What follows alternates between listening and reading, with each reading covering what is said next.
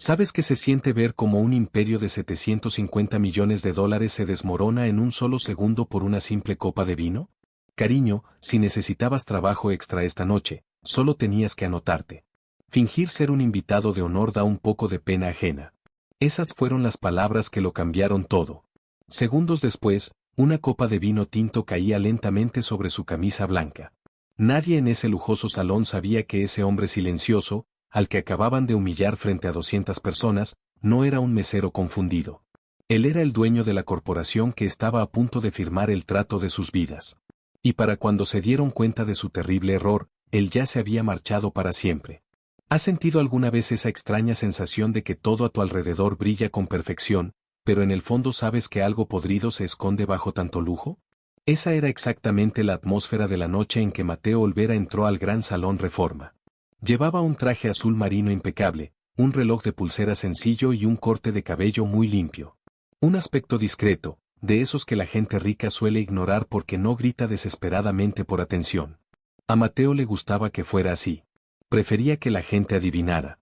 Los candelabros de cristal iluminaban los manteles blancos de las mesas, mientras un cuarteto de cuerdas tocaba una melodía suave que nadie realmente escuchaba. En todas las pantallas gigantes del salón, un logotipo brillaba con luz tenue, girando lentamente, Corporativo Nova. El multimillonario acuerdo de 750 millones de dólares con un inversionista misterioso era el único tema de conversación de la noche. Los meseros lo murmuraban en los pasillos y los invitados presumían como si ya tuvieran una parte de ese dinero en sus propios bolsillos. Mateo caminaba despacio entre la multitud, con las manos en los bolsillos, observando cada rostro con mucha atención. La seguridad del lugar ya lo había detenido en la entrada principal. El guardia lo miró de arriba abajo con evidente desprecio, preguntándole si venía de parte de la banquetera para acomodar las mesas. Mateo simplemente sonrió y le mostró una tarjeta negra con un sello plateado. El rostro del guardia se puso completamente rojo antes de dar un paso atrás y pedirle disculpas. Pero el daño ya estaba hecho. Dentro del salón, esa misma energía de superioridad lo perseguía en cada rincón. Dos mujeres vestidas con costosas lentejuelas apretaron sus bolsos contra su cuerpo al verlo pasar, como si temieran que fuera a tocarlas o a robarles algo. Un hombre de smoking se cruzó bruscamente frente a él en la barra de bebidas.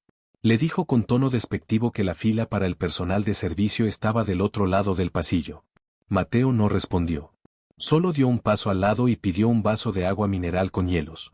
Si la noche salía como él la había planeado minuciosamente, no tendría que explicar absolutamente nada a nadie. En el extremo opuesto del gran salón, el maestro de ceremonias golpeó ligeramente el micrófono y todas las cámaras del evento apuntaron de inmediato hacia el escenario principal. Una voz resonó dando la bienvenida a la gran gala anual de Corporativo Nova. Los aplausos estallaron de inmediato en la sala, como un acto reflejo y ensayado por todos los presentes.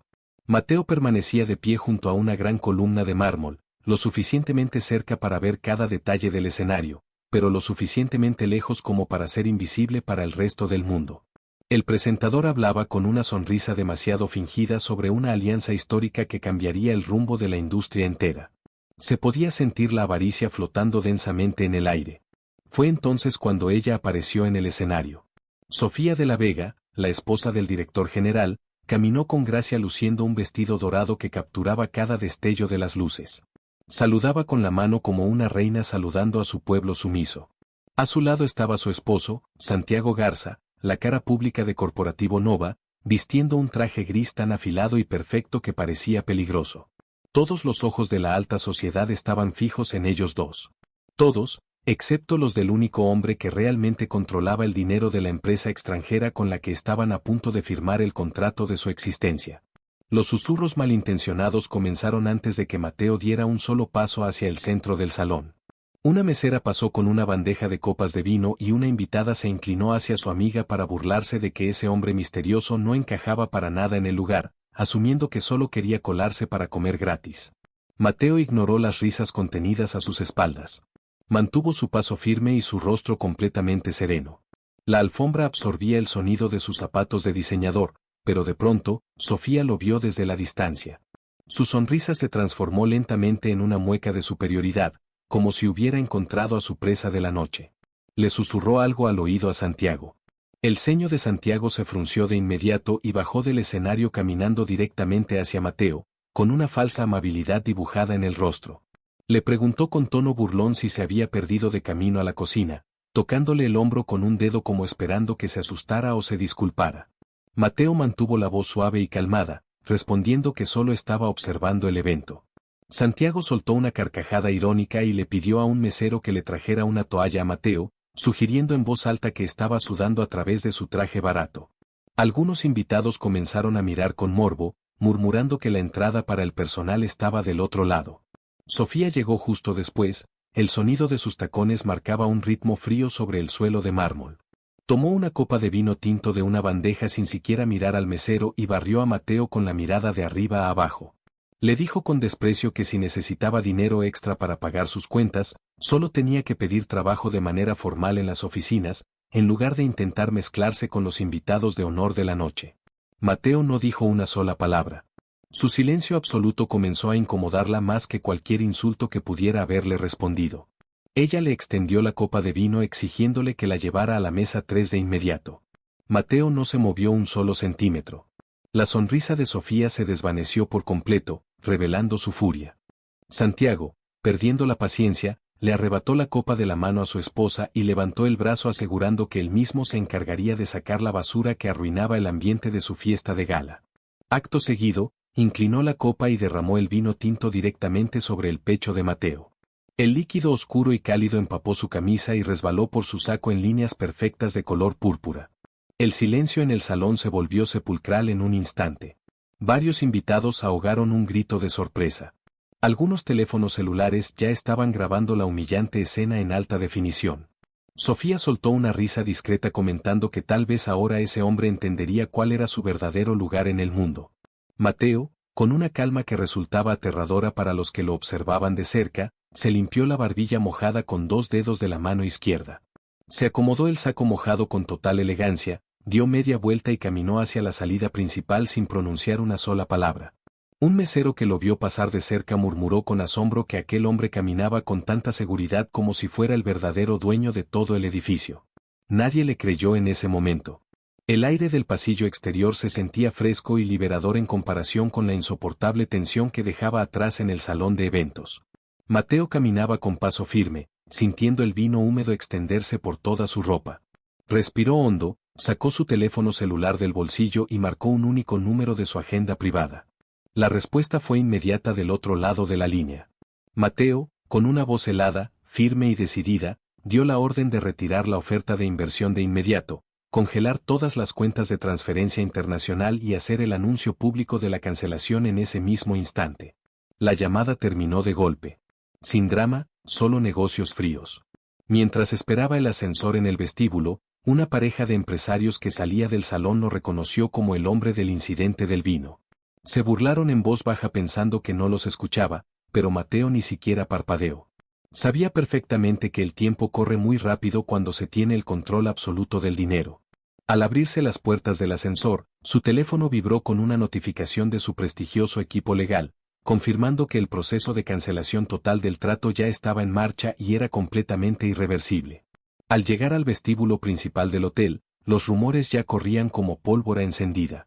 La gente salía de los salones aledaños con caras de profunda preocupación y desconcierto. Mateo avanzó hacia la salida. Un empleado del estacionamiento corrió para ofrecerle un paraguas o pedir su auto de lujo, pero Mateo simplemente levantó la mano y prefirió caminar bajo la fría noche de la ciudad. Justo cuando cruzó la calle principal, la música que retumbaba dentro del salón se detuvo abruptamente.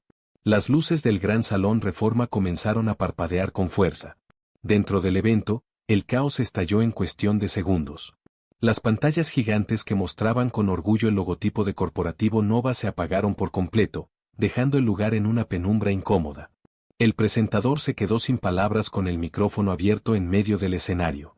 Un alto ejecutivo con el rostro completamente pálido cruzó corriendo el salón, esquivando las mesas, con el teléfono pegado a la oreja para darle una noticia devastadora a Santiago. El gran contrato de $750 millones que iba a salvar a la empresa de la bancarrota acababa de ser cancelado definitivamente por el inversionista. La noticia corrió entre los invitados VIP como una corriente eléctrica de pánico. Las cuentas bancarias del corporativo estaban siendo congeladas por auditoría y las acciones en la bolsa comenzaban a desplomarse en tiempo real. Sofía, con las manos temblorosas y el pulso acelerado, exigía saber a gritos quién había tomado esa absurda decisión sin consultarles. El ejecutivo, con la voz quebrada por el miedo, le respondió que la orden venía directamente del dueño absoluto de la firma de inversión extranjera. Santiago gritó enfurecido que él era la máxima autoridad del lugar y que nadie podía pasar por encima de él, pero el ejecutivo simplemente negó con la cabeza con profunda tristeza. De repente, los teléfonos de todos los presentes en la gala comenzaron a vibrar al mismo tiempo con una notificación de video viral de una famosa cuenta de noticias locales. Era el clip de Santiago arrojando con soberbia el vino sobre el pecho de Mateo, acompañado de un texto que revelaba la verdadera identidad de la supuesta víctima del personal de limpieza. Las miradas de desprecio y burla de la alta sociedad se dirigieron de inmediato hacia Santiago y Sofía. El pánico absoluto se apoderó de la pareja. Un miembro principal del Consejo de Administración se acercó a Santiago con el rostro completamente descompuesto por la ira, preguntándole si tenía idea de a quién demonios había humillado esa noche frente a las cámaras de los invitados. Santiago, aún intentando defender su falso orgullo de magnate, respondió que solo era un intruso corriente sin importancia que buscaba comida gratis. El consejero le gritó en la cara que ese hombre era Mateo Olvera, el dueño absoluto de los fondos de inversión que sostenían financieramente todo el trato de su compañía.